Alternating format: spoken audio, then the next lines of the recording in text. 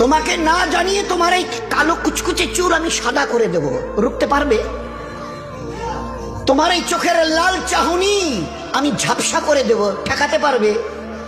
তোমার এই লোহার মতো মজবুত দাঁত 32টা 16 একটা একটা করে ট্রান্সফার করিয়ে দেব, তোমার কাছে কোনো পারমিশন নেব না, ধরে রাখতে পারবে?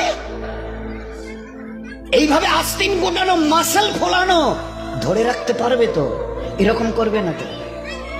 এইভাবে এরকম হবে না তো?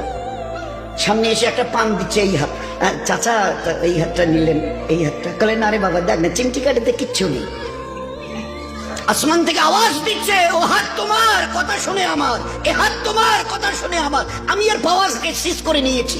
এই দুটো পা যদি হনন হনন করে হেঁটে চলো, খালি একটা পায়ের যদি সামান্য একটু প্যারালাইসিস করে দিই না, তো জীবনভর করে হাঁটতে হবে।